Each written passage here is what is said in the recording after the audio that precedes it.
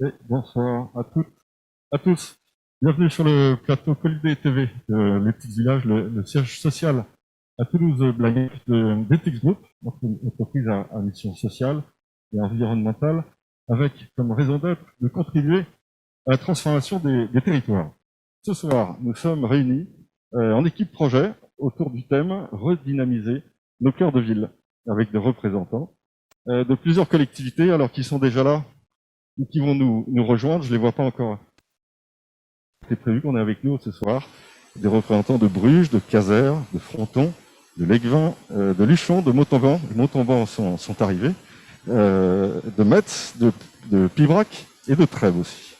Et puis nous aurons aussi des représentants des cabinets d'archi et d'urbain des Saintes-Villes. Je sais que Lou et Sophie sont déjà là.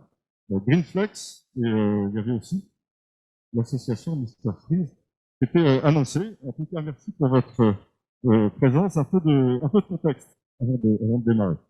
On le lit tous dans la presse depuis quelques temps. Après des décennies de déclin, la reconquête des villes, moyennes et petites, est à l'œuvre. La crise pandémique, notamment, a entraîné un regain d'attractivité. 87% des Français disent préférer aujourd'hui vivre dans une ville moyenne plutôt que dans une métropole.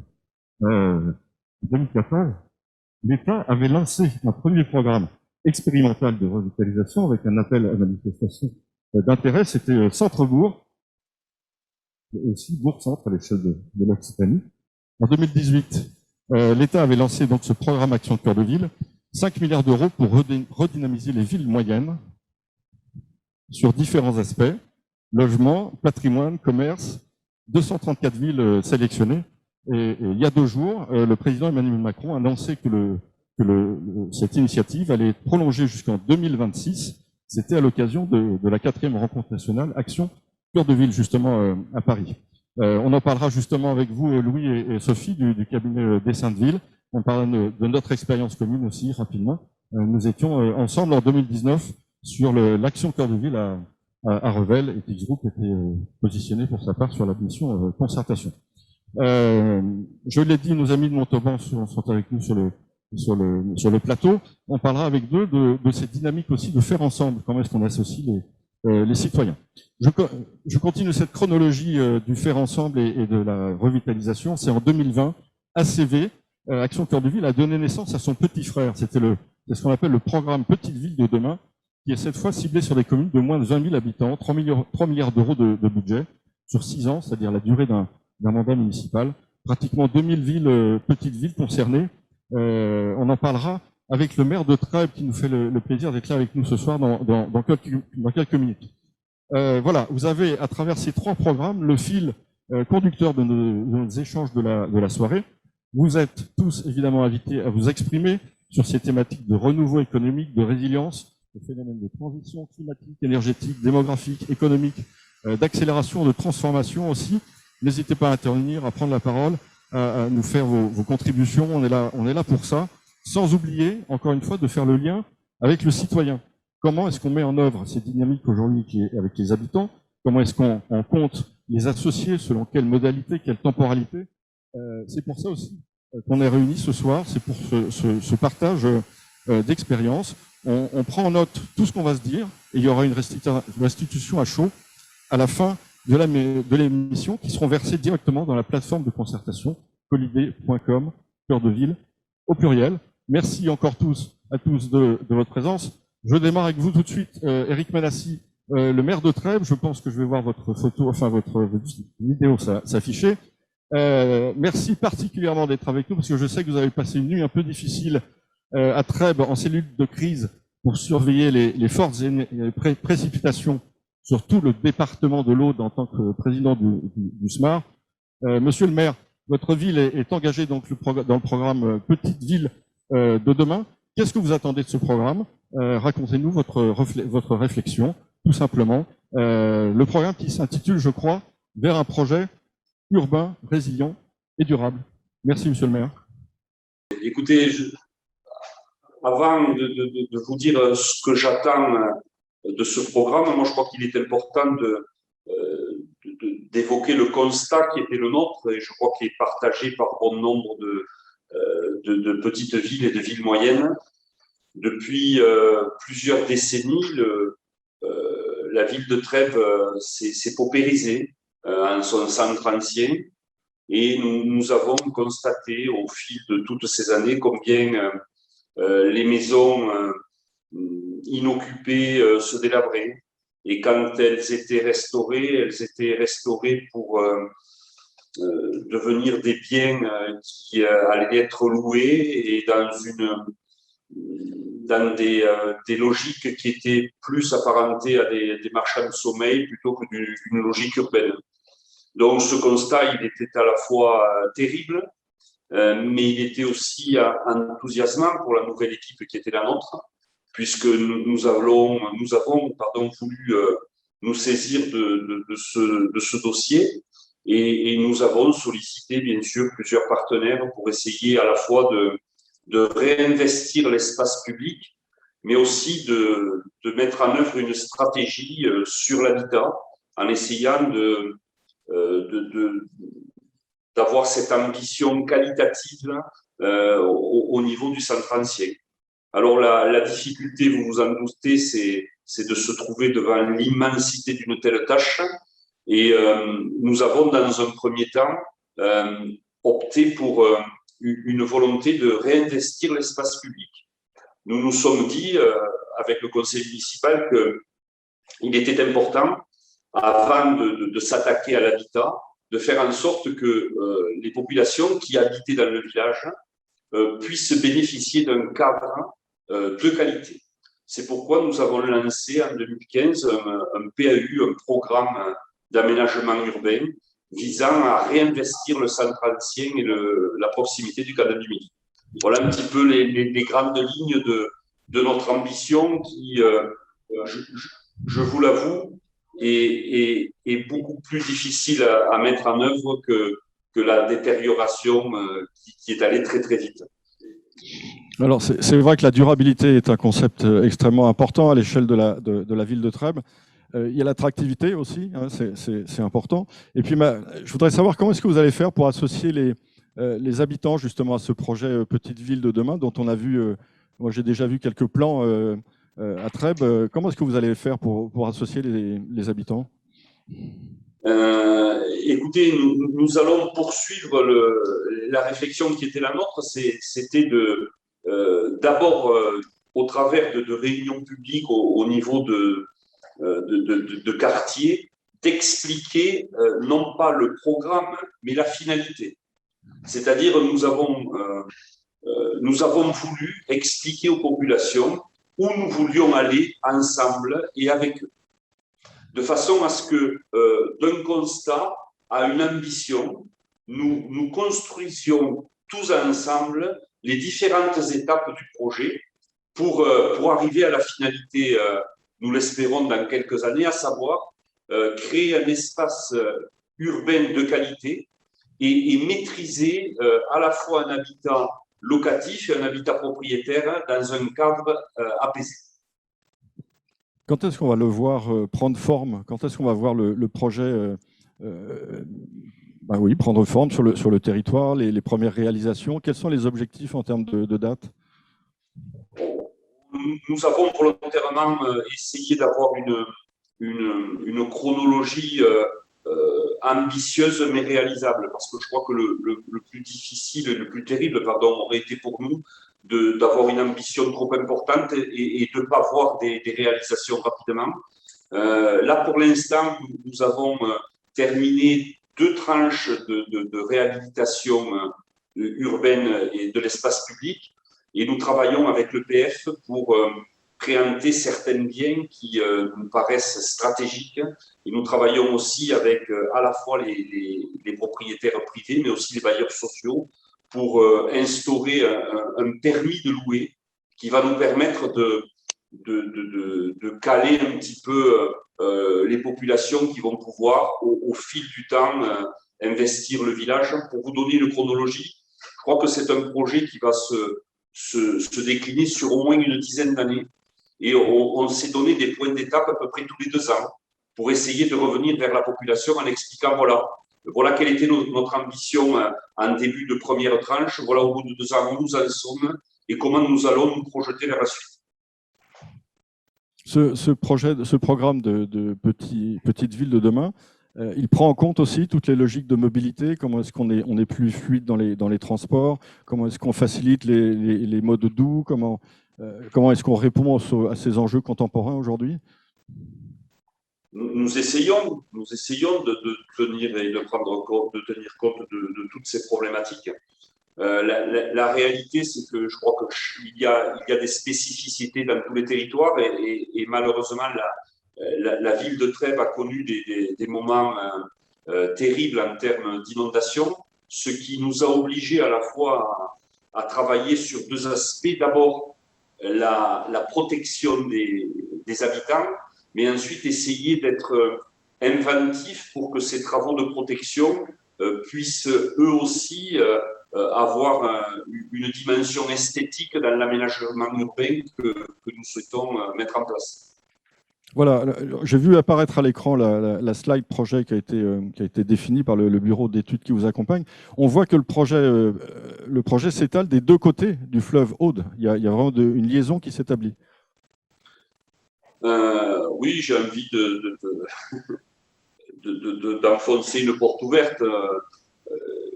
Vous savez, la meilleure façon de faire de la politique au niveau local, c'est pas de construire des murs, c'est de construire des ponts. Et pour nous, ce qui était le plus important, c'est d'arriver à faire en sorte que les 2 rives du fleuve Aude puissent se retoucher et pas uniquement par le biais d'un pont à vocation automobile. On est en train de réfléchir sur une passerelle qui pourrait relier les 2 secteurs de la ville et qui donnerait du sens à ce projet. La meilleure façon de faire de la politique, c'est d'ériger des ponts. Je la note, Monsieur Menassi. Je vous remercie encore une fois beaucoup d'avoir été avec nous en cette fin d'après-midi. Encore une fois, je sais que vous êtes très mobilisés sur le sujet des précipitations. Vous pouvez rester encore avec nous un petit quart d'heure, commenter, intervenir à tout moment. Alors, je suis désolé. On a une cellule orageuse importante sur Limoux et je suis attendu à la cellule de crise. Donc, bonsoir à tous. Je suis vraiment désolé. Le climat m'appelle.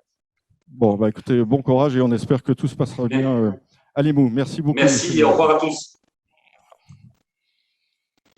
On reviendra un peu plus tard sur ce sujet petite ville de demain, par exemple avec nos amis. Alors, je ne sais pas si on les aura en ligne. Je ne vois pas le retour, mais avec nos amis de Caser ou de Fronton ou de Louchon même qui étaient prévus sur ce sujet. Je vois apparaître Louis et Sophie derrière moi. Louis et Sophie, pareil, vous intervenez quand vous voulez. Entre-temps, je vous propose un petit retour en arrière, c'est-à-dire avant le Covid, c'était en 2019. Ethics Group avait participé donc, à une mission Action Cœur de Ville dans le cadre du groupement avec des Saintes-Villes. C'était à Revel. Nous en avions tiré un séminaire pour quelques retours d'expérience avec les partenaires. Je vous propose d'écouter Nicolas Corsi. Il va nous rappeler ses grands enseignements avant Covid. Il nous parlera aussi des attentes des Français en matière de concertation, de transformation de leur cadre de vie. Et puis, on commentera ce retour d'expérience d'il y a 2 ans. Je passe la parole à Nicolas.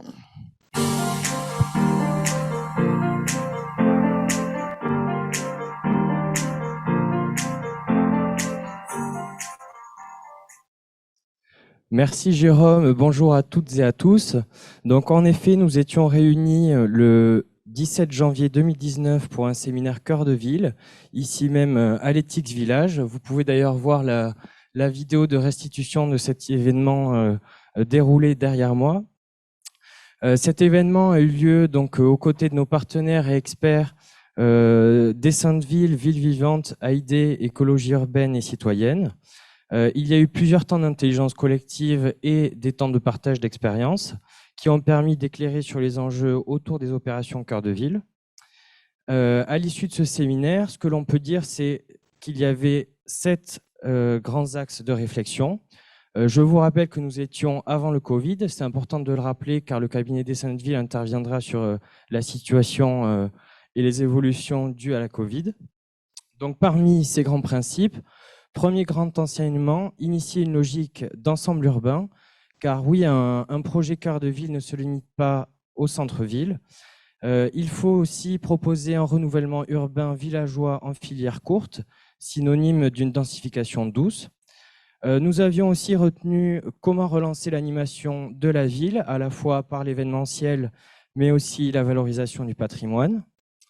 Concernant maintenant la caractéristique commerciale, il est nécessaire de dynamiser le développement commercial en mobilisant un public varié. Cela passe par les commerçants, les usagers, mais aussi les clients de ces commerces.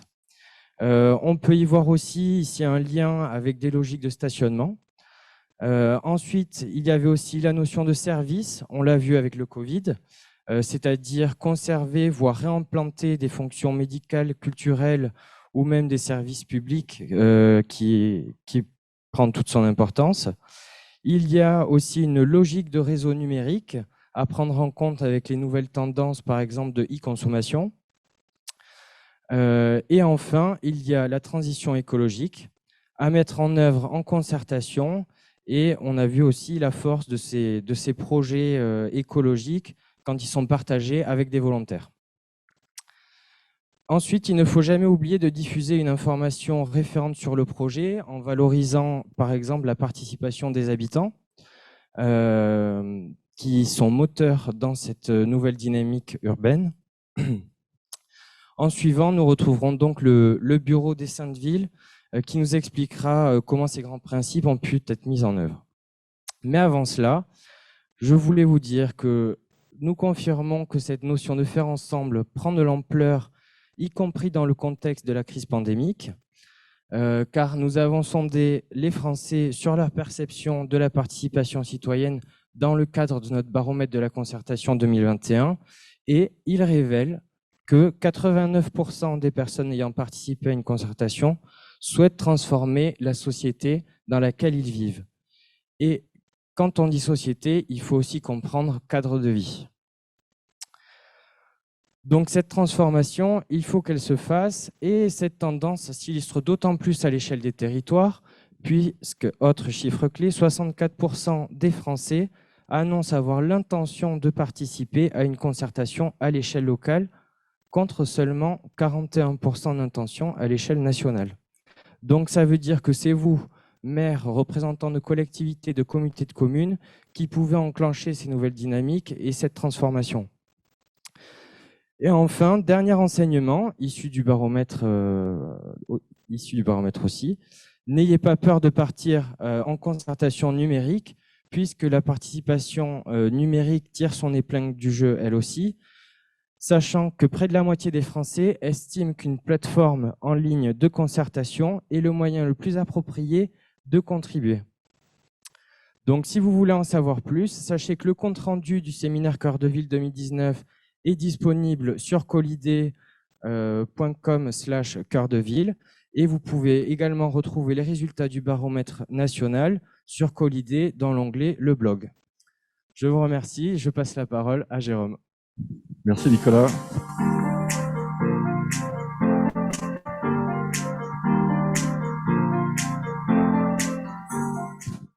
Merci Nicolas. Oui. Entre-temps, je salue l'arrivée aussi de Stéphane Maffre, adjoint maire de Legvin, en charge de la ville, de l'animation locale et de l'attractivité du centre-ville. Bonjour Stéphane, merci de nous avoir rejoints. On va revenir vers vous qui êtes présents avec nous sur le plateau, mais d'abord des Saintes-Villes. Bonjour Louis, bonjour Sophie. On a beaucoup cité le nom du cabinet là. Alors, ça fait des années que vous êtes sur ces logiques. Vous avez même participé aux premiers appels manifestations d'intérêt des centres-bourgs. C'était en 2014 ou 2013, je ne sais plus.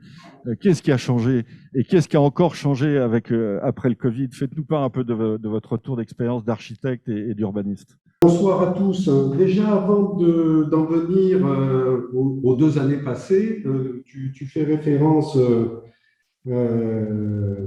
aux dynamiques qui ont été engagées par l'AMI Centre-Bourg, suivies des actions Cœur de Ville, de la procédure Bourg-Centre aussi, portée par la région, aujourd'hui des petites villes de demain, etc. Ce dont on peut témoigner, nous, c'est que tu évoquais le fait que ces dynamiques ont été mises en place il y a à peu près 7 ou 8 ans. Par contre, les problématiques auxquelles on est confronté à travers la problématique de revitalisation des cœurs de ville des petites villes, c'est un sujet qui n'est pas nouveau du tout. Le maire de Trèbes l'évoquait tout à l'heure, il dit que ça fait déjà plusieurs décennies qu'on est rentré dans un processus de paupérisation, etc. Et donc on est confronté à ces sujets depuis très longtemps. Par contre, ce dont on peut témoigner, c'est que ces dynamiques-là, elles ont mis ces problématiques sur le devant de la scène. Donc, c'est très bien. Voilà. Je dis c'est très bien parce que quelquefois, il y a des critiques de ces process, etc. C'est vrai qu'on peut être critique. On peut être critique. Hein, on peut être critique de toute forme de process. Petite ville de demain, c'est vrai que c'est peut-être devenu un petit peu compliqué, un petit peu usine à gaz, etc. Mais par contre, regardons le bon côté des choses. Le bon côté des choses, c'est que ces sujets-là sont devenus des sujets grand public et sont devenus des sujets quotidiens. Vous entendez tous les jours parler de ces questions-là. Et ça, c'est très, très bien que ça ait été mis sur le devant de la scène. Ça a permis aussi que les pouvoirs publics se mobilisent de manière importante, mobilisent des moyens. Tu parlais des 5 milliards d'euros. Macron a annoncé hier 350 millions supplémentaires, etc. Donc, ça, c'est très bien. C'est très bien. Et ce n'est pas ces sommes-là qui vont tout résoudre, mais ces sommes-là, elles peuvent être mises à disposition, comme elles l'ont été sur un certain nombre de projets, pour lancer voilà, des dynamiques sur des territoires où on était en attente de trouver des solutions pour pouvoir s'y mettre et pour pouvoir s'engager. Donc ça, c'est très, très bien. Voilà. Et puis ça a permis aussi... Beaucoup plus de choses à dire là-dessus, mais je vais faire court parce que les sujets que tu as posés ce soir mériteraient un colloque de 3 jours. Donc, aller à l'essentiel. Alors, à l'essentiel par rapport à la Covid, là aussi, aller à l'essentiel, ça va être un petit peu compliqué. Moi, je retiens surtout, par rapport aux questions qui nous occupent, nous préoccupent, c'est que la Covid a fonctionné comme un accélérateur d'un processus qui était inexorable, en réaction notamment avec la flambée de l'immobilier dans les métropoles. Voilà. Donc, ça ne voulait pas dire un retour vers les petites villes de manière évidente. Aujourd'hui, grâce à ce qu'on a vécu, l'idée de travailler à distance, c'est plus une vue d'esprit, c'est devenu quelque chose de très concret qui permet de s'éloigner des métropoles, qui permet d'envisager un autre cadre de vie, etc., etc. Et au passage, je rappelle que ces petites villes qui sont dans des situations de paupérisation de longue date, c'est quand même pour beaucoup d'entre elles des pépites sur le plan patrimonial, sur le plan du cadre de vie, sur le plan environnemental. Voilà. Et on est en train de le découvrir. Voilà. Le Covid, ça a été une catastrophe sur le plan sanitaire, mais ça a permis de révéler un certain nombre de possibles par rapport au futur.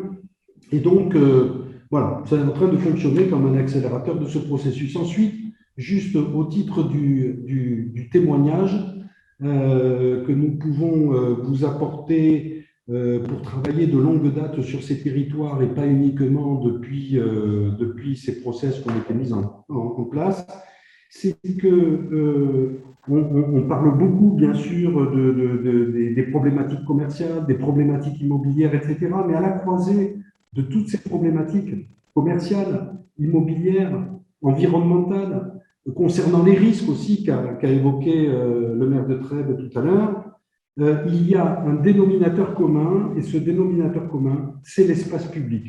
Et je suis très heureux que le maire de Trèbes, très concrètement engagé dans une dynamique de redynamisation, ait mis en avant la nécessité de réinvestir l'espace public. Alors, c'est quelque chose que nous portons de longue date.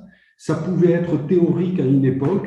Aujourd'hui, c'est très concret. Les retours d'expérience que nous menons les uns et les autres, tant en termes de maîtrise d'œuvre que sur le plan politique, etc., on fait la démonstration que cet investissement sur l'espace public pour rendre la ville plus, le terme qu'a employé le maire tout à l'heure, c'était pour permettre un cadre de qualité, etc. Moi j'aurais tendance à dire que l'objectif, c'est de rendre la ville à nouveau confortable, de la rendre désirable, et ça fonctionne. Voilà. Donc, je ne vais pas en dire beaucoup plus. À titre d'exemple,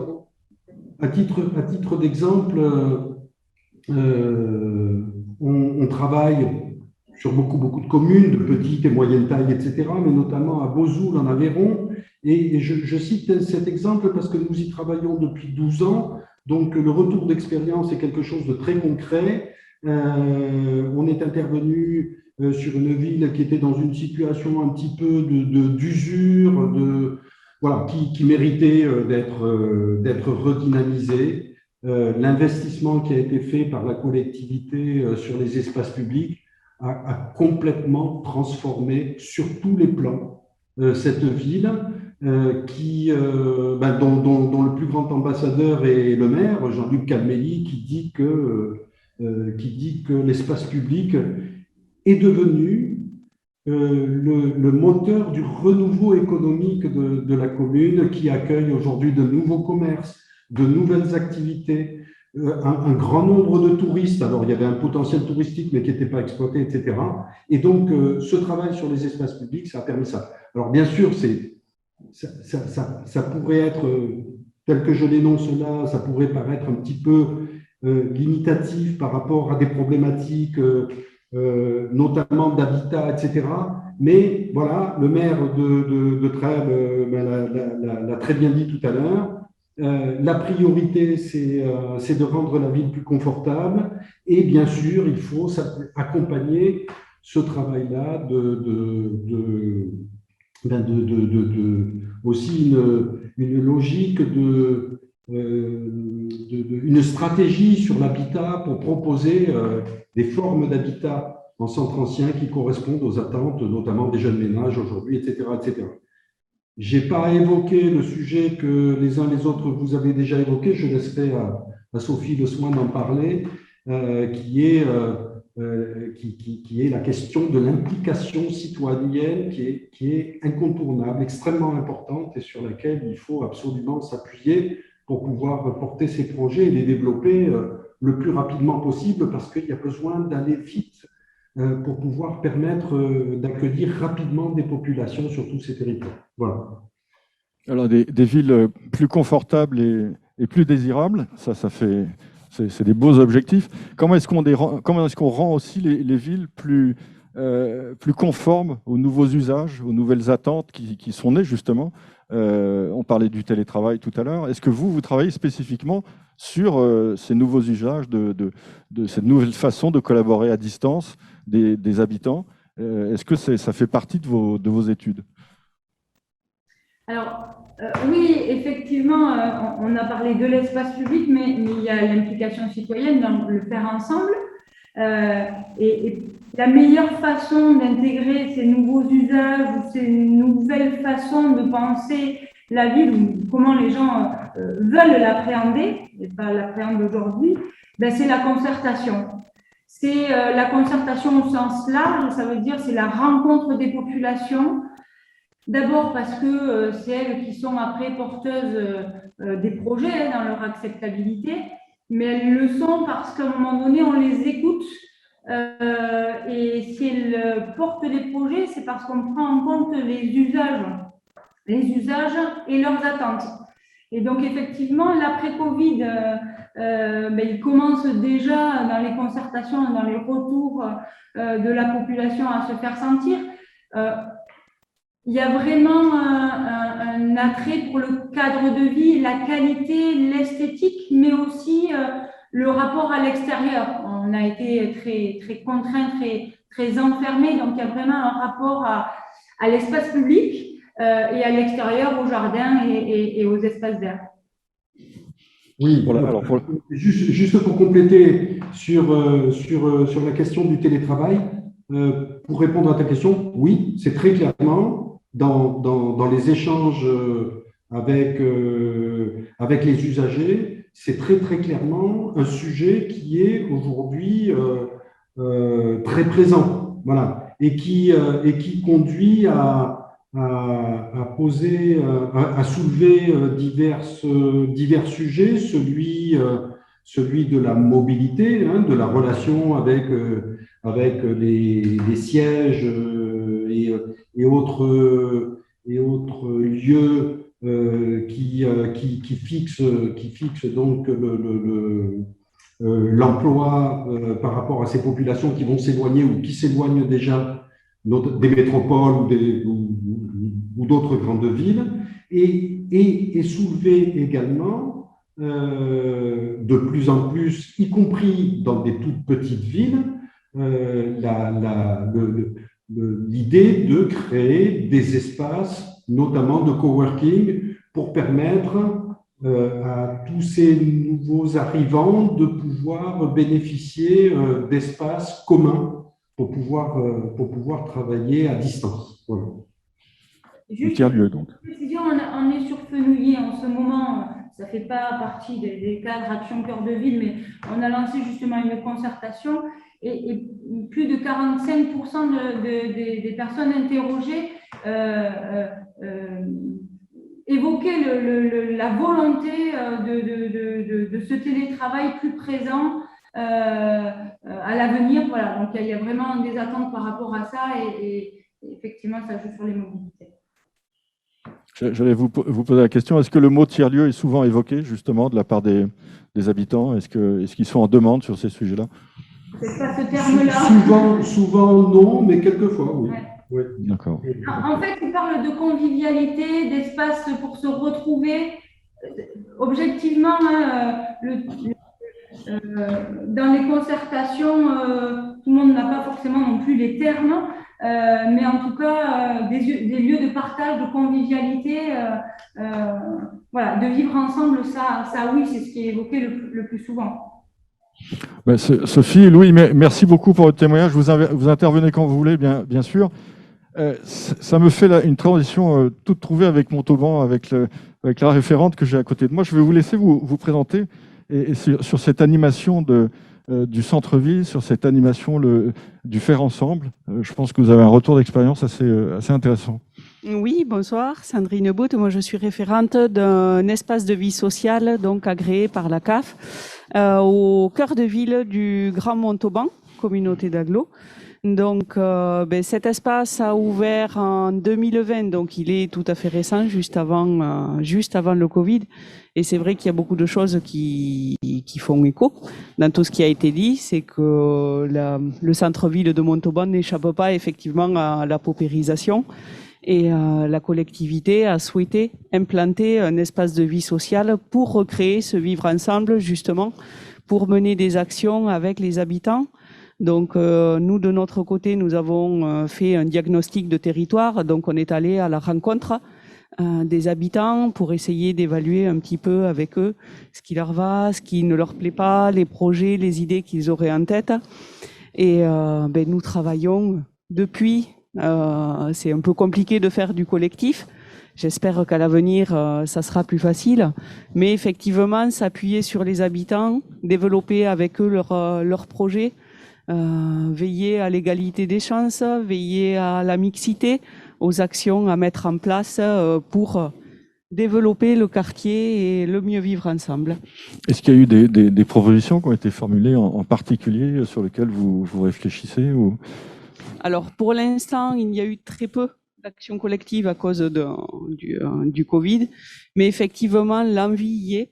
L'envie de monter des projets, de faire des choses sur par exemple des jardins partagés en cœur de ville, ou l'envie des gens de passer du temps ensemble, de faire des sorties, des choses comme ça. Oui, l'envie y est.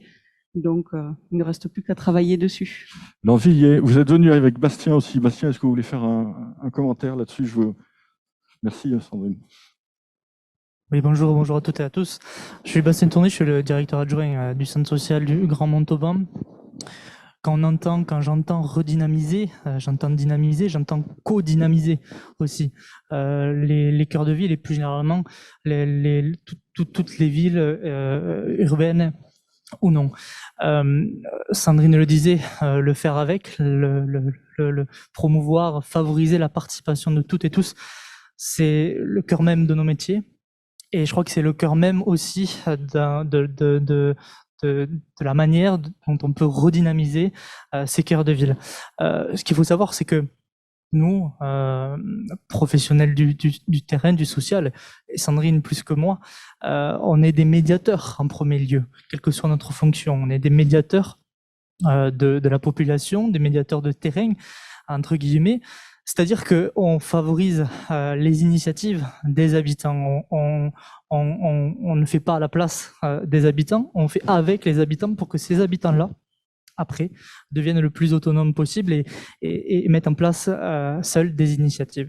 Nos antennes, c'est un peu considéré, sont considérées comme les lieux de tous les possibles, c'est-à-dire que quand on rentre dans nos antennes, on peut être considéré, on est considéré, les personnes peuvent se sentir exister, les personnes peuvent parler librement, les personnes peuvent agir librement, elles peuvent penser du coup et dire aussi ce qu'elles veulent. On est un lieu d'écoute active. Et je crois que depuis mars 2020, c'est très très important, Sandrine peut le témoigner.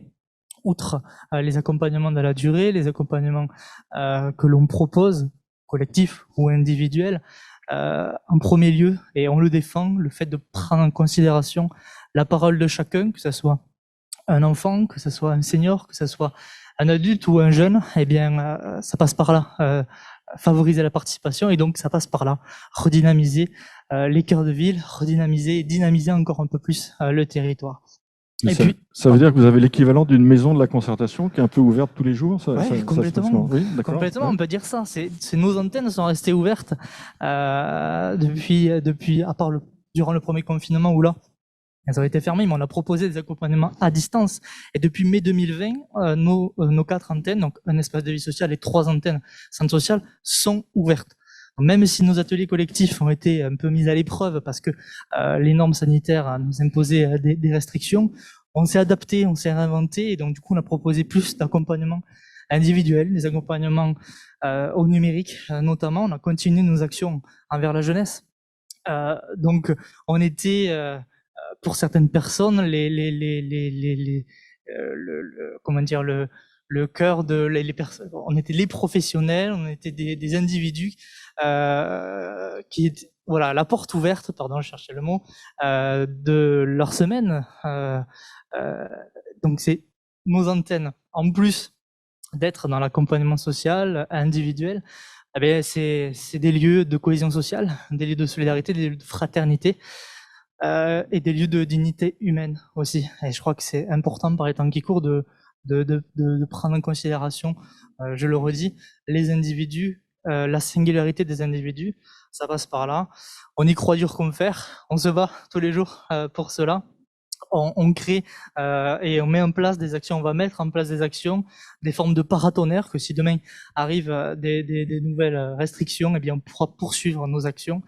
Et c'est là l'enjeu aussi des territoires, c'est comment sans cesse rassembler des personnes autour de notre projet social et comment ces personnes-là, on les accompagne à être le plus autonome possible et comment du coup on favorise la participation. Ça passe par le aller vers, ça passe par la posture professionnelle et l'éthique que l'on défend, ça passe par ce que nous sommes et c'est important parce que on va au travail parce que on aime ce que l'on fait. Parce que aussi on peut pas faire, pardon, je suis un peu long, on peut pas faire aussi ce métier-là si on n'a pas de cœur. Parce que je crois, et je le dis souvent à l'équipe, on peut pas être dans le milieu social si à un moment donné notre cœur parle pas. Donc pour faire le schéma et la métaphore, de redynamiser nos cœurs de ville, il faut que nos cœurs soient bien ouverts. Voilà. Il faut un cœur pour animer les cœurs de ville. Juste, Jérôme, peut-être une petite intervention. On connaît bien Montauban, pour le coup, pour y avoir travaillé et y travailler encore. Ce que je trouve très intéressant, c'est la prise de conscience de la capacité que chacun des habitants, des usagers, des commerçants a la capacité de donner son avis, de se faire entendre voilà, ses attentes. Ça, c'est très, très bien. Et l'étape, nous, qu'on pratique, c'est celle de les réunir autour d'un projet. On l'a fait à Montauban pour les grandes allées qu'on a réaménagées. C'est devenu un vrai lieu.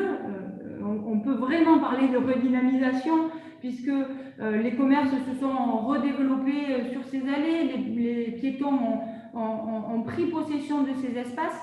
Et ça, c'est pas simplement un projet, c'est aussi ce temps de concertation, de faire ensemble. Et tout à l'heure, je parlais des usages. Donc, c'est aussi l'écoute de toute cette matière grise qui permet de donner corps vraiment à un projet. On l'a fait ensemble aussi, vous le savez, chez Ethic à Revel, largement sous toutes ses formes, en réunissant la population, en associant les commerçants et les riverains. Et ça, c'est très important aussi de mettre un petit peu tout le monde autour de la table parce que ça permet que ces personnes-là, enfin, ces usagers, se rendent compte de la complexité aussi de nos métiers, à résoudre parfois des équations compliquées entre vivre ensemble, stationnement, toutes ces questions-là. Voilà, juste dire ça. À Revel, c'était dans le cadre de l'étude stratégique Action Cœur de Ville, mais on a connu aussi quelque chose d'assez important, d'assez fort à Decazeville, grâce à l'AMI Centre-Bourg, Centre-Bourg, la ville, la ville et l'agglo ont pu lancer un concours et on en discutait avec Louis tout à l'heure. L'intérêt de ces actions, ça a été de donner à la ville la capacité à avoir de l'ambition, vraiment, et d'avoir aussi le soutien pour pouvoir accepter un projet, Louis en parlera encore mieux, mais qu'ils n'auraient jamais imaginé pouvoir porter. Ils ont réouvert, reconnecté. On a ensemble réouvert, reconnecté la ville. On a accompagné le maire il y a quelques semaines, quelques mois, un peu avant les vacances, là, au Palais des Congrès à Paris, dans le cadre des défis urbains. Très, très fier que le projecteur soit mis, puisqu'on a été coup de cœur du jury, sur l'action qu'il a menée pour redynamiser l'espace public. De manière très, très ambitieuse, qu'on parle enfin positivement de cette ville qui a subi, avec la perte, le départ de l'activité minière, etc., une déprise totale, une ville qu'on considérait comme morte et qui est en train, petit à petit, par l'espace public, par une image de qualité, par de l'ambition, par un portage fort des élus, qui est en train de changer, de renaître, tout à fait. Le portage fort des élus, il est important. Tout à fait. Sophie, vous disiez qu'on était ensemble sur la mission à Revel, mais auparavant, il y avait eu Saint-Orens, la centralité, la halle du marché.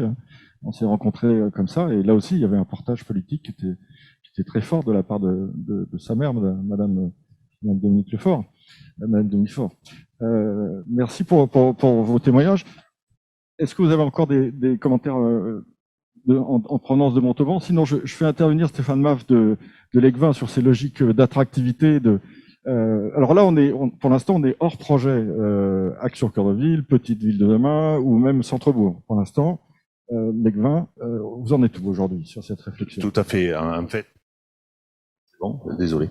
Oui, en fait, nous c'est un peu spécial puisque on est une nouvelle équipe et pour avoir accès à tous ces projets, Cœur de Ville, Petite Ville de demain, etc., il fallait postuler et c'est une chose qui n'avait pas été faite précédemment. Donc là, c'est un peu en retard. On va essayer de reprendre un peu le train en marche. Et aujourd'hui, quand même, nous, notre volonté, c'est un peu tout ce que j'ai entendu tout à l'heure. Notre volonté, elle est forte pour redynamiser le centre-ville. Et on y travaille beaucoup. D'ailleurs, on va avoir un tiers-lieu à l'Egvin, donc avec vous. Donc ça sera un élément majeur dans notre redynamisation. Et en fait, tout ceci, c'est regagner aussi, on le dit, l'espace public. Donc on fait aussi d'autres achats pour pouvoir implanter des commerces, etc. Et comme ces opérations-là, en général, prennent quand même un peu de temps, on est en train de mener un axe fort sur tout ce qui est justement concertation, travail avec les associations. On fait une rencontre le 25 septembre pour discuter avec eux, comment gérer les choses, etc. Et je pense qu'il est primordial, dans ce que vous avez dit aussi, que ce soit sur le plan social ou même toute la population, parce qu'il y a des gens qui ont des problèmes sociaux, il y a des gens qui ont des activités diverses et variées, et je pense qu'il est important de tisser un peu cette toile-là, d'avoir tous ces contacts pour qu'on ait des réponses de tout le monde, c'est ce qui a été dit. En fait, nous, on croit beaucoup à l'intelligence collective. C'est en réunissant les gens autour d'une table qu'on peut discuter, qu'on peut rencontrer, et des fois, je le dis souvent, il n'y a pas d'idée bête, il n'y a pas d'idée folle. J'adore les idées folles d'ailleurs, parce que c'est de là qu'on va rebondir sur autre chose et à chaque fois on va trouver quelque chose de meilleur. Donc notre travail principal aujourd'hui, au-delà de toutes les acquisitions, des constructions, des modifications à faire dans le centre-ville, parce que là on a une grosse étude à lancer, aujourd'hui on met un axe fort sur tout ce qui est consultation associative.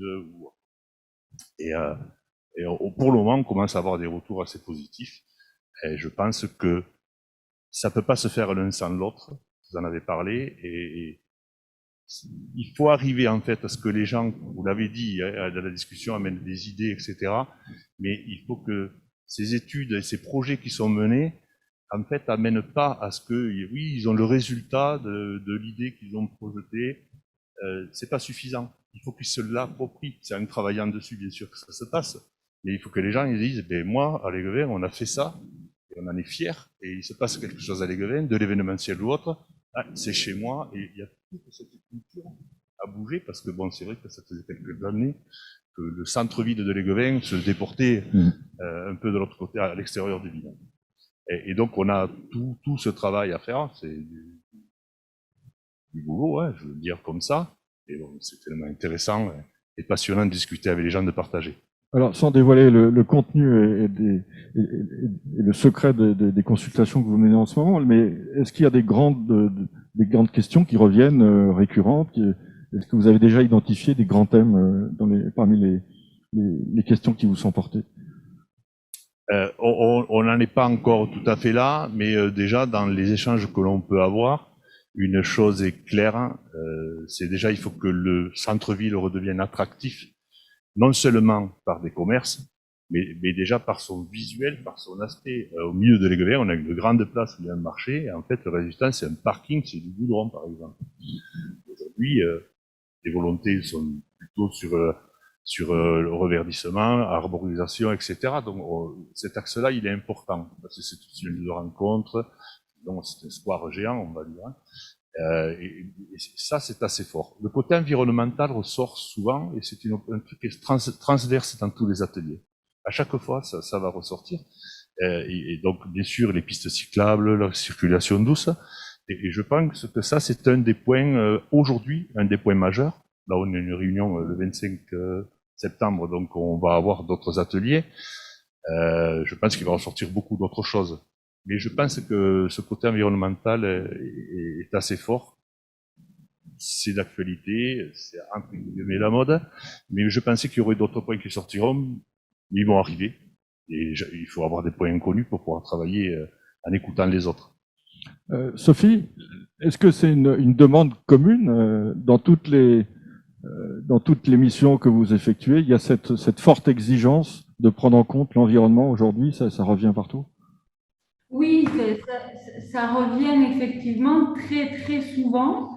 On parlait tout à l'heure du Covid, ça a largement accéléré, Louis le disait, les choses. Ce qui est intéressant, c'est de se dire que, on l'avait dit justement en 2019, c'est une question transversale, c'est une approche transversale.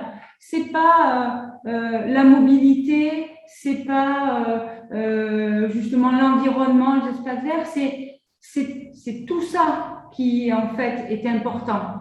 Et nous, c'est ce qu'on essaye de faire depuis plusieurs années. C'est effectivement d'avoir une vision transversale et de regarder l'ensemble de ces thématiques. Et ça me fait penser à quelque chose sur l'Aiguevin, mais sur plein d'autres villes.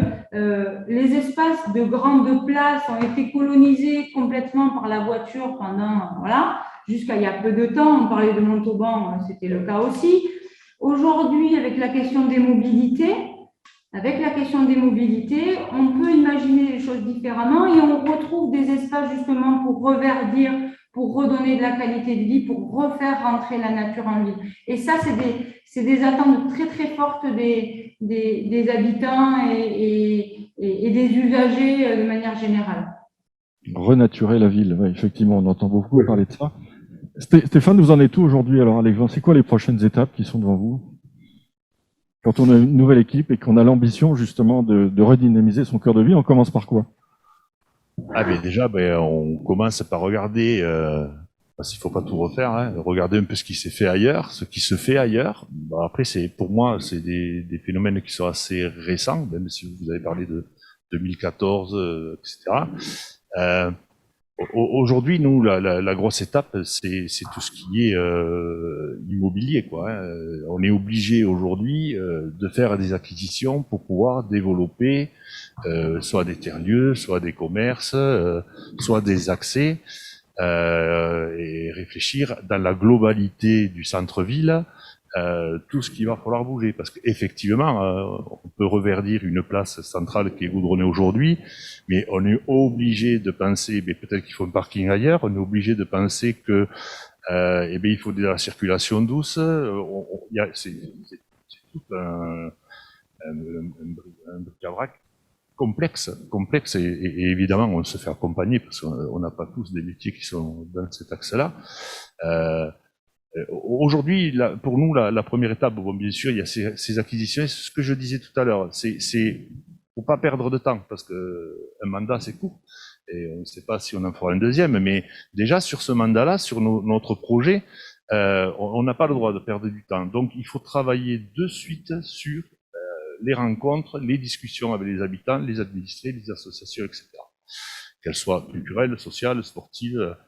Et c'est ça qui va nous faire avancer et j'ai envie de dire grandir. Parce qu'on a des convictions, on a des idées, on a pris un axe qui est clair, mais aujourd'hui on ne veut pas le faire tout seul. Si on le fait tout seul, ça veut dire qu'on s'est trompé. Il faut aussi une décision qui arrive de la base. Il y a une volonté politique qui veut changer les choses, ça c'est notre volonté. Mais après, il faut quand même qu'on soit à l'écoute des gens, parce que c'est tellement facile de se tromper ou de croire qu'on a bien fait, et c'est pas ce qu'on veut faire. Donc évidemment, nous, on met des axes, des choix politiques, politiques de la ville, je parlais, pas politicienne, ça nous a passé. Donc, il faut qu'on ait ces consultations, et on est dans ce travail-là aujourd'hui. Pour nous, aujourd'hui, c'est le plus important, c'est le point majeur, parce qu'on peut aller plus vite, même si c'est difficile. Après tout le reste, tout ce qui est immobilier, vous le savez, hein, il faut faire le plan, il faut modifier, il faut acheter, et ça prend souvent des années. Sophie disait effectivement tout à l'heure, il faut bien expliquer cette ambition politique, mais effectivement, après, il faut savoir partager la vision.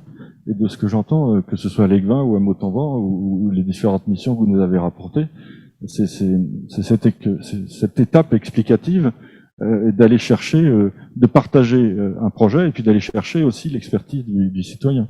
Il faut que ça fonctionne dans les deux sens, c'est interactif. Oui, et quand on va chercher, ce qui me fait penser, quand on va chercher des citoyens, évidemment, quand on pense centre-ville, redynamiser un centre-ville, il ne faut pas penser que centre-ville. Évidemment, nous, on est 10 000 habitants, il y a beaucoup de quartiers, donc il faut aussi regarder les discussions en fait avec les différents comités de quartier, ne pas faire que des réunions informatives, mais de faire du partage, parce que les gens qui sont à 1 kilomètre ou 2 kilomètres du centre-ville, nous, ce qu'on veut, c'est qu'ils viennent au centre-ville, plutôt que d'aller peut-être dans des grandes surfaces, mais ils ont leur mot à dire, parce que pourquoi ils viennent pas, et il y a des raisons. Et donc, il faut discuter avec eux, savoir. Et, par exemple, on vient et il n'y a rien pour garer mon vélo.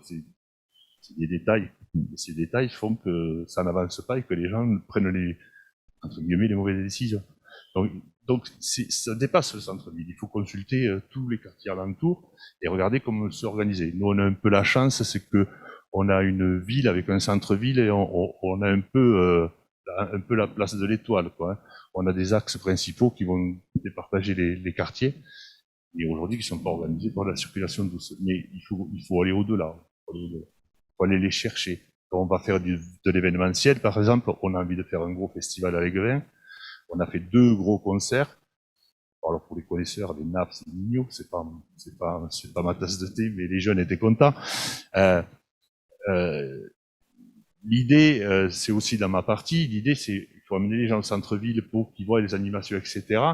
Mais pour les faire sortir, il faut déjà faire sortir les gens de chez eux.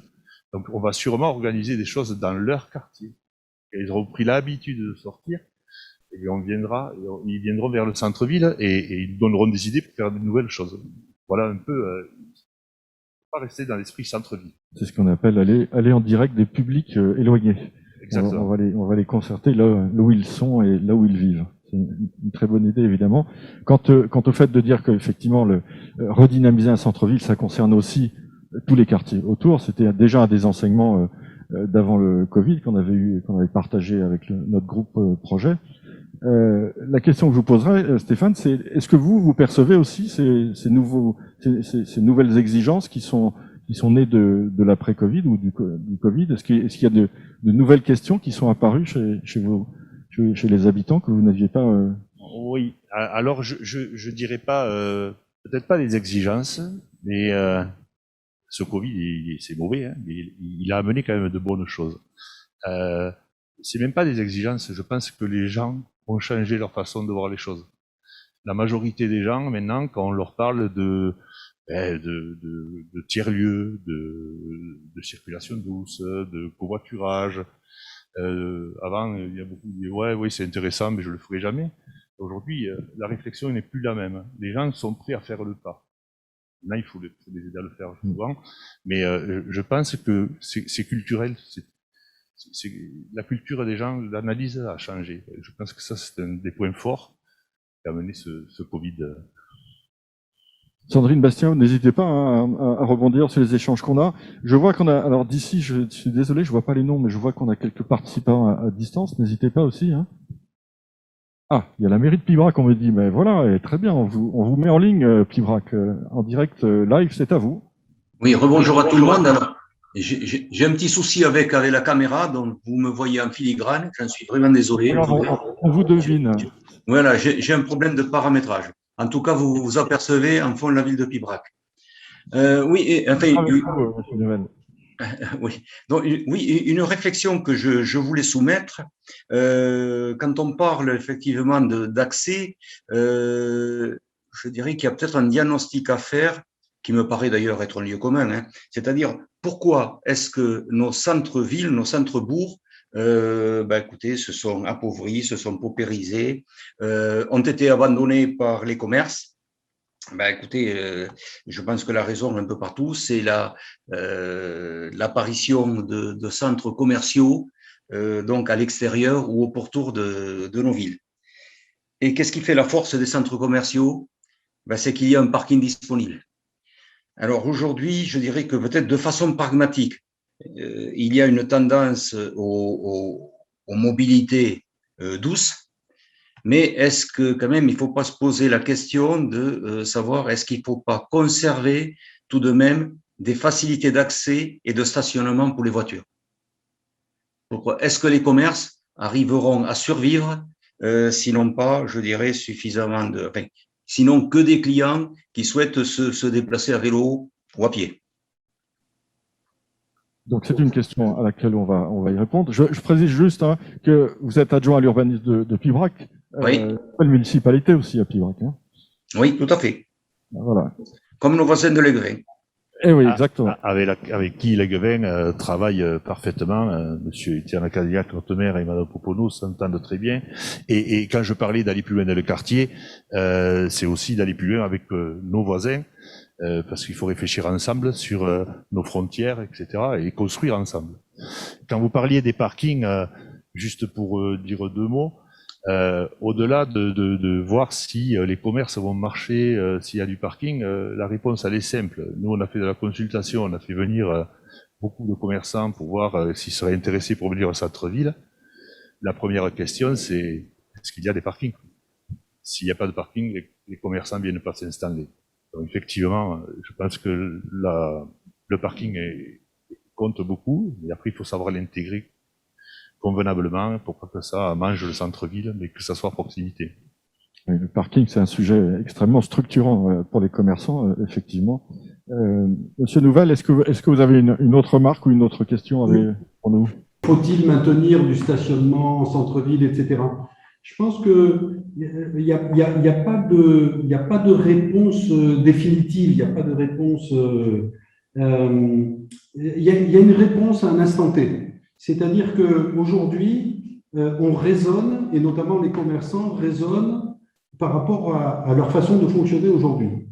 Quand on parle de mobilité douce, enfin d'évolution des mobilités, d'évolution de l'espace public, etc., ce sont des transformations qui vont faire évoluer les modes de vie progressivement. Voilà. Donc, on peut se dire que dans quelques années, il y aura besoin de moins de stationnement pour le commerce en centre-ville. Mais aujourd'hui, il faut trouver des solutions pour répondre aux attentes des commerçants, des usagers, etc. Et donc, ce que ça veut dire, c'est qu'en termes d'aménagement, et on l'a expérimenté dans un certain nombre de villes, on parlait de Revel tout à l'heure, ça a été le cas, il faut anticiper ces évolutions futures. Ça veut dire que les aménagements qui doivent être engagés aujourd'hui doivent pouvoir évoluer. C'est-à-dire que notamment, on va pas dessiner du stationnement comme on le dessinait auparavant. On va dessiner des espaces qui peuvent accueillir du stationnement, mais lorsqu'ils ne seront plus utiles pour du stationnement, il n'y aura pas besoin de réaménager. Et c'est le cas notamment à Revel. Voilà. À Revel, sur les rues commerçantes, après beaucoup de concertation avec les usagers, les commerçants, etc., qu'a évoqué Sophie tout à l'heure, on en est venu à un consensus, voilà, sur un certain nombre de places. Et on a proposé d'organiser l'aménagement de telle manière que cet aménagement puisse accueillir du stationnement. Et progressivement, compte tenu de tous les bienfaits qu'ont apporté ces aménagements en termes de confort notamment, y compris pour les commerces qui préfèrent maintenant se développer à l'extérieur plutôt que de conserver une place de stationnement, ben on n'a pas eu besoin de réaménager l'espace. Ces espaces accueillent aujourd'hui des terrasses ou des devantures extérieures de magasins plutôt que du stationnement. Ça se fait en douceur, progressivement. Voilà. C'est un élément de réponse par rapport à votre question, mais on entend bien sûr la préoccupation aujourd'hui par rapport à ce que connaissent les gens aujourd'hui. Voilà. L'idée, c'est d'accompagner l'évolution progressivement, y compris par les aménagements. Monsieur Nouvel, est-ce que vous aviez une autre remarque ou une autre question pour nous? Oui, non, j'étais en train de dire, pour rebondir sur ce que disait Monsieur Canizares, je pense qu'effectivement, c'est une évolution que nous connaîtrons, mais qui sera très progressive, comme il l'a noté. Simplement, je ferai observer qu'aujourd'hui, qu'est-ce qui est important pour un commerçant qui va s'installer dans un centre-ville? Ben, c'est le chiffre d'affaires. Il faudra qu'il puisse faire du chiffre d'affaires, lui, rapidement. C'est-à-dire qu'il ne joue pas sur le même temps. Hein, je dirais que l'évolution que vous venez de citer est une évolution sur un temps long. La préoccupation commerciale, je dirais, et le revenu assuré pour un commerçant, lui, c'est un temps beaucoup plus court. Et donc, ce sont des choses qu'effectivement, il faut en termes de transition prendre en compte. Mais je dirais qu'on ne peut pas, certainement pas, aujourd'hui, se passer de lieux de stationnement suffisants, en tout cas enfin, à proximité ou intégrés, je vais dire plutôt, pour reprendre le terme qui a été cité tout à l'heure, intégrés, je dirais, à des formes beaucoup plus enfin, arborées, etc. Non, mais c'est pourquoi ce travail de négociation que j'évoquais pour aboutir à un consensus avec tous les acteurs est extrêmement important. Voilà. Je confirme effectivement que c'est un des sujets très bloquants qu'on avait eu autour du projet de nouvelle centralité de Saint-Orens. effectivement, au terme de la concertation, nous étions parvenus à un consensus avec les commerçants. Merci beaucoup, Monsieur Nouvel, pour votre intervention. Je vois que le temps avance, donc je ne sais pas si vous avez encore d'autres commentaires ou Bastien, on vous repasse le micro. Alors, merci. Non, mais je vois que quels que soient les territoires, quelles que soient les approches politiques, il y a une idée de transformation de la société. Donc, transformer la société, c'est faire société, donc c'est faire ensemble. Et c'est de bon augure pour la suite. Voilà. Faire ensemble, c'est de bon augure pour la suite. Je ne pouvais pas trouver une meilleure conclusion avant la restitution à chaud. Merci Bastien. Là, pour nous, c'est du petit lait, comme on dit. Sandrine, vous voulez compléter? C'est bon?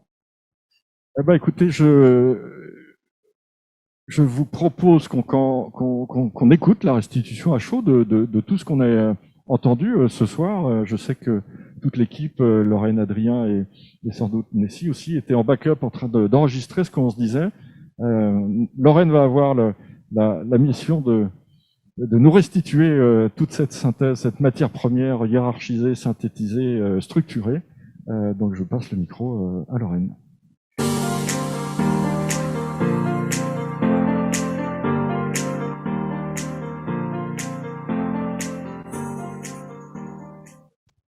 Bonjour à tous, merci Jérôme. Bonjour Thierry, tu peux me rejoindre. Alors effectivement, merci. Merci à tous pour la richesse de ces échanges, de ces contributions, de ces retours d'expérience. Notre équipe, comme vous l'expliquez Jérôme, a pris en note toutes vos contributions. Il y en a eu environ une centaine, 100 à 110. Le premier élément qui ressort, c'est un élément de contexte. Et un élément de contexte lié au temps. C'est-à-dire ce sujet n'est pas nouveau. Cela a été précisé au début par le maire de Trèves. Il date de plusieurs décennies. On assiste à une paupérisation des villes. Ce sont donc des sujets anciens et il faudra du temps. La notion de temps, là encore, est primordiale pour voir évoluer les choses. C'est vraiment un rapport au temps qui est essentiel dans la transformation de nos cœurs de ville. Monsieur Ménassi l'a encore évoqué le fait que les logements se délaveraient malheureusement plus vite que le processus de leur revalorisation. C'est vrai, et c'est quelque chose qui est revenu à plusieurs reprises dans vos discours, de la même manière concernant le citoyen, c'est-à-dire la nécessité petit à petit pour le citoyen de mieux connaître les enjeux, de mieux être intégré, de mieux participer. Donc tout cela se fait sur un processus au temps long.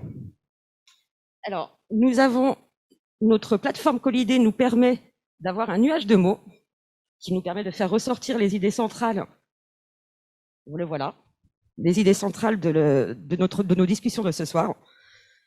Les premières idées centrales, c'est évidemment la réappropriation de l'espace public. Vous êtes plusieurs fois revenus sur ce sujet-là.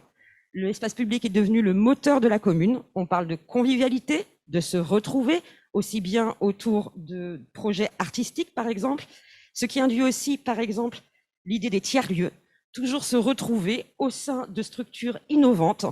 Aujourd'hui, et peut-être encore plus particulièrement, et c'était l'une des questions de ce soir, du fait du Covid, il y a une prise de conscience qui s'est faite sur ces sujets-là.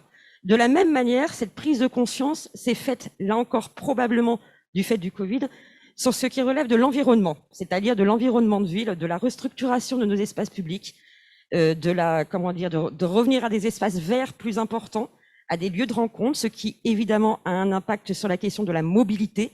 On y revenait également. Les citoyens sont aujourd'hui beaucoup plus tournés vers la mobilité douce, là où peut-être avant, ils se sentaient un petit peu moins préoccupés.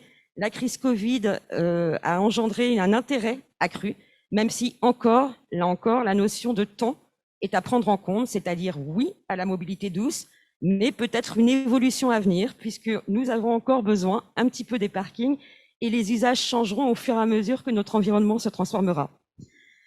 Donc là encore, l'intégration des nouveaux usages est une des premières choses qu'on voit apparaître, là encore du fait du Covid, et principalement le télétravail. Le télétravail a considérablement modifié nos attentes. C'est peut-être un des principaux apports depuis le Cœur de Ville 1. Cœur de Ville 2 voit apparaître un nouveau citoyen qui souhaite évidemment plus de confort, plus de télétravail également. C'est ce qui a permis de constater depuis 1 an et demi un essor, un petit essor pour l'instant, des cœurs de ville qui aujourd'hui reconnaissent un regain d'intérêt de la part des citoyens. Enfin, et c'est évidemment le mot principal, la population, l'implication citoyenne. Vous êtes tous d'accord, quelle que soit la taille des villes, l'important est que le citoyen soit au cœur du processus. La ville est faite pour lui et par lui. Donc il est au cœur du processus, il faut rencontrer les populations, il faut créer des espaces physiques, des espaces numériques qui leur permettent de se rencontrer. L'envie est là, elle a été un petit peu contrariée avec le Covid, mais il y a l'envie du citoyen de participer. Il faut lui en donner les moyens, il faut trouver les moyens de le faire participer pour qu'il s'approprie encore plus sa ville. Il y a une multiplication des acteurs, les citoyens sont là, les acteurs de la ville en règle générale, d'où la nécessité, là encore, de dialoguer afin d'arriver à des consensus. Merci Lorraine, merci Jérôme et merci à vous tous pour votre participation à un sujet plus que d'actualité. Alors je ne vais pas paraphraser ce que tu viens de dire et tout ce que vous avez dit qui est extrêmement riche, mais on se rend bien compte que c'est un enjeu de société. Et j'aimerais bien prendre un petit peu de recul là-dessus, puisque j'ai entendu des termes tels que le faire ensemble, ce mot de conclusion, n'est-ce pas, qui est cher à notre cœur, puisque depuis 25 ans, on se bat dans le sens de l'intelligence collective, un autre terme que vous avez employé, en se disant que si on veut transformer les choses, il faut le faire ensemble.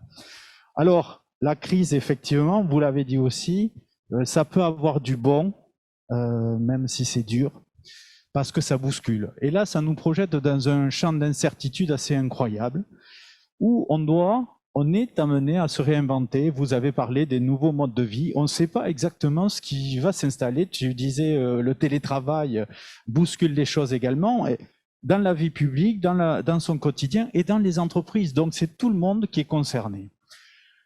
Et on est à la convergence, quand on parle des cœurs de ville, on est à la convergence de tous ces sujets. Et on est obligé aussi de se projeter, d'être dans une perspective, dans une prospective. Ça, c'est quand même assez nouveau. On parlait de la population, de la culturation de la population, de la mise en concertation, de faire en sorte de réfléchir ensemble pour créer des cœurs de ville, dynamiser les cœurs de ville. Alors, sur les places de parking ou autres, les sujets sont nombreux, mais il y a une chose qui est claire, c'est qu'on se confronte au court terme, aux enjeux court terme et aux enjeux long terme, un peu comme dans l'entreprise d'ailleurs. On a des exigences de rentabilité à court terme pour assurer la pérennité de l'entreprise, mais elle doit aussi se projeter à long terme pour avoir une vision, une ambition, parce qu'on sait très bien que ça se gagne à ce niveau-là. Donc j'aurais envie d'ajouter qu'il est temps aujourd'hui de ne rien s'interdire, d'avoir certainement des utopies, et d'autres rajouteront des utopies réalistes, parce que c'est grâce à ces utopies du moment qu'on inventera le monde de demain, et c'est bien le moment d'aller chercher dans ces utopies. Et j'aurais envie de citer Michel Serres, qui disait il n'y a pas encore si longtemps, nous dépendons de ce qui dépend de nous.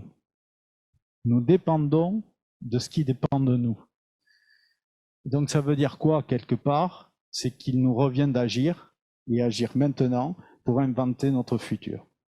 Merci de votre participation et de votre écoute.